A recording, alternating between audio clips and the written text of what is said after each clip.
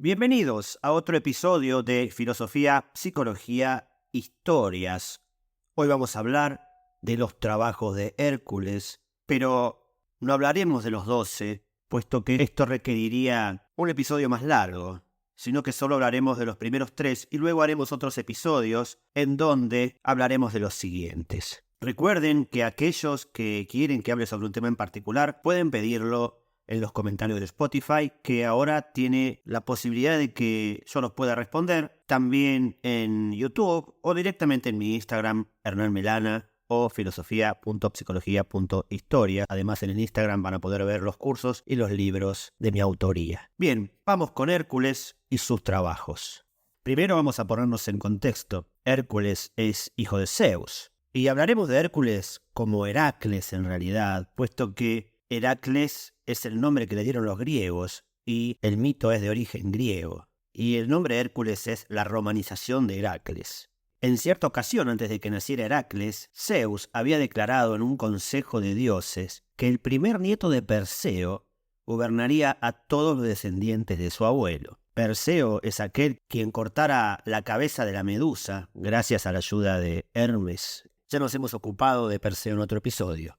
Y Zeus tenía el propósito de que esta distinción alcanzara al hijo que le había dado Alcmena, porque Zeus se había unido a Alcmena, la madre de Heracles. Pero Hera, la esposa de Zeus, que envidiaba al hijo de Alcmena por este honor, recurrió a todas sus artimañas y trató de que Euristeo, que también era nieto de Perseo, naciera antes, aunque debía llegar al mundo después que Heracles. Esto convirtió a Euristeo en rey de Micenas, es decir, el apresuramiento del nacimiento de Euristeo para ser el primogénito entre los primos fue en la tierra de los argivos, y Heracles nació después y tuvo que ser súbdito de Euristeo. Pero Euristeo vio que su joven pariente ganaba fama y un día lo convocó para imponerle diversos trabajos. Heracles se resistía a obedecer. Zeus no quería oponerse a su propio decreto, que era que el primer nieto sería el rey. Y entonces le ordenó a su hijo que sirviera al rey de los argivos. Sin embargo, este semidios se resistía a convertirse en servidor de un mortal.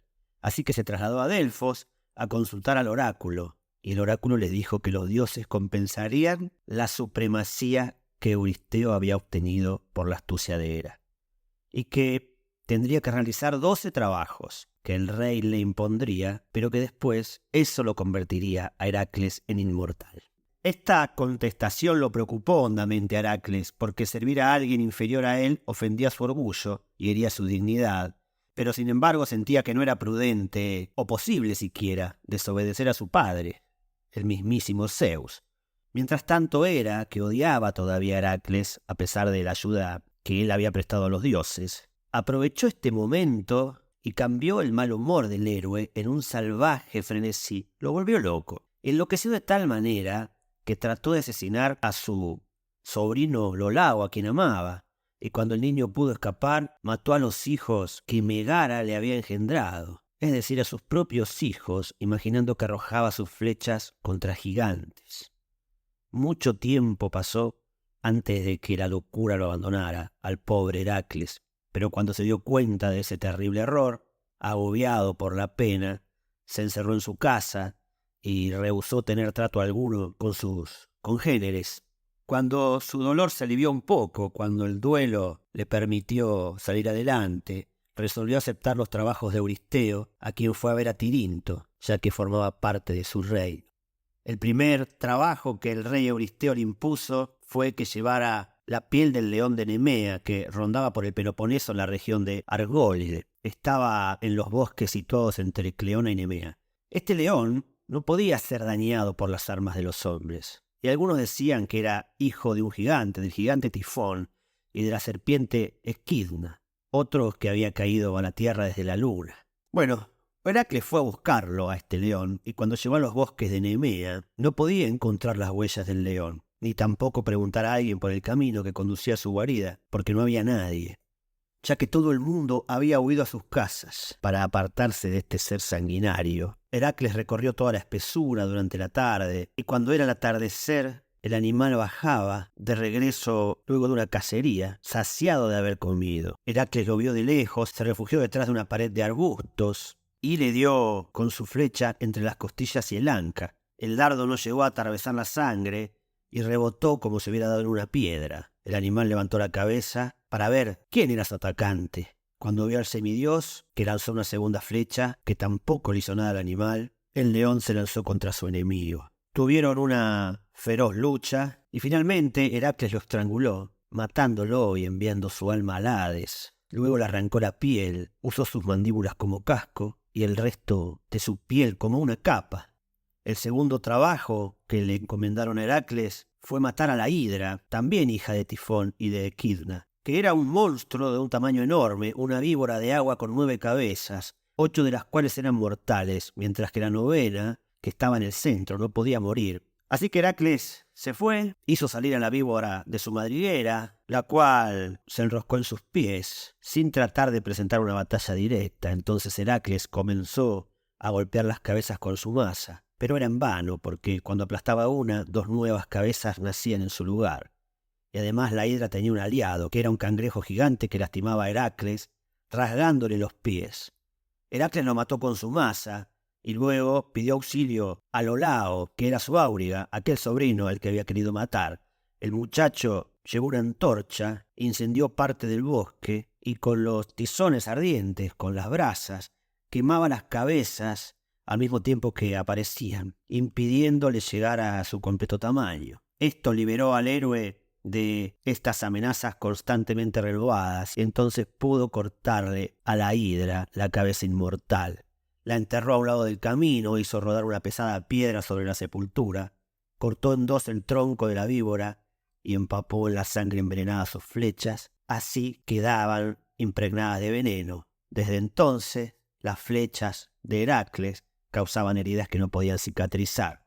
El tercer trabajo que le impuso Euristeo consistía en capturar viva a la cierva del monte Cirinea, una hermosa criatura con astas de oro y cascos de bronce que moraba en una de las colinas de Arcadia. Era una de las 5 ciervas con las que Artemis había probado su destreza en la caza, y la única a la que le permitió de nuevo correr libre por los bosques, ya que el destino había decretado que un día Heracles se cansaría persiguiéndola.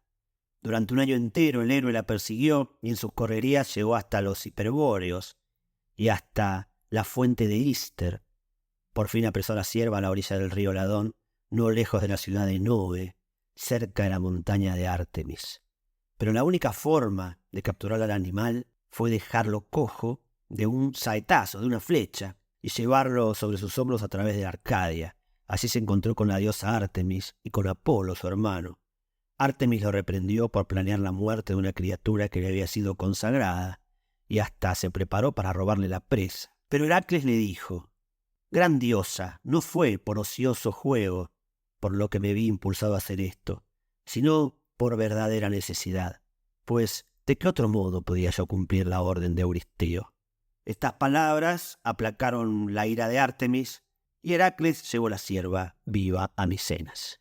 En estos 3 trabajos cumplidos por Heracles vemos que el primero es la lucha contra el león, que es el símbolo del poderío y de la soberanía, símbolo también del sol, el oro, la fuerza penetrante de la luz, de la palabra. También es la justicia, es una figura alegórica de un saber divino. Vencer al león también es vencer su propio orgullo, domesticarlo, ponerse la piel, es saber que el orgullo se puede portar, pero que no es lo que debe ser constituido. En muchas tradiciones, ponerse la piel de un felino simbolizaba al adversario de los humanos y los dioses. La hidra, por otra parte, esta serpiente monstruosa de 9 cabezas, es la vanidad no dominada. Cada cabeza es un símbolo de los vicios que vuelven a salir, incluso a pesar de que una victoria pasajera se llegue al cortar alguna.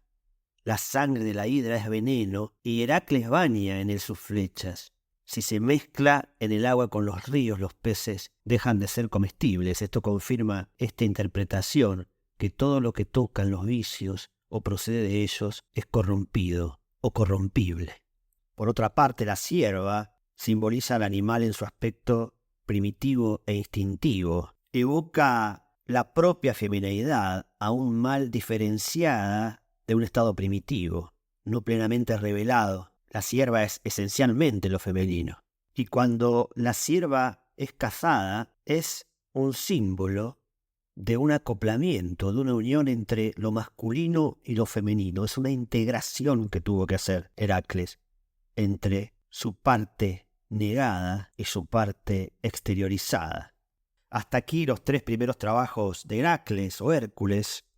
En los siguientes episodios tomaremos los que restan. Y me despido con un pequeño extracto del poema El escudo de Heracles, en una versión inglesa de 1914. Un poema de 480 versos del siglo VIII a.C., que dice así: a él Zeus le arrebató el juicio, de modo que dejó su hogar y a sus padres, y se fue a rendir honores al malvado Euristeo.